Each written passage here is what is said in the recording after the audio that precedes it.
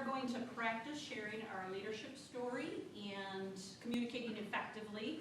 And David has generously volunteered to go first. So I want everybody else in the class to be watching for 3 things while David is presenting. Posture, right? Eye contact, and tone. All right? And you're going to give him feedback when he's done. So what I want you guys to do is put your hands in the air. Everybody put your hands in the air. David, your role when you come up here, come on up, is to make eye contact, establish and hold that eye contact. Everybody in the room to put down their hand. Now you guys do not make this difficult on David by keeping your hand up for like 5 minutes. He's only got a 2-minute story. Okay, So David, you got 2 minutes to tell your leadership story, make eye contact, and then when you're done, we'll all give you feedback on, what are we going to give him feedback on?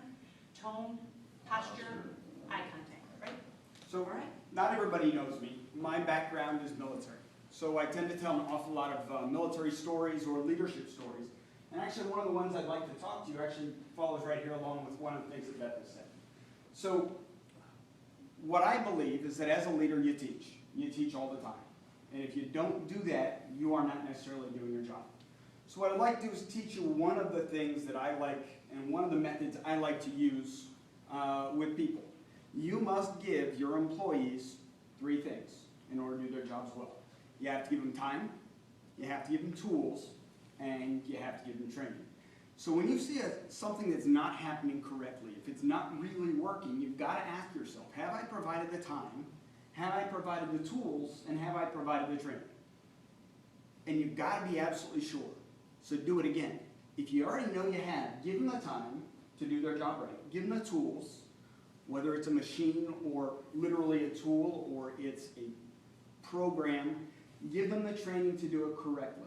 And if you've now done that twice and they're still not doing it correctly, now you drop right here in the motivation. If you've given them all 3 of those things and you still can't get them to do it right, it's probably motivation at that point. You've done your job as a leader. So it's one of the things I like to share with my leads, with my CITLs, and I think it's something, if you kind of use that framework, it'll be very, very positive. Awesome.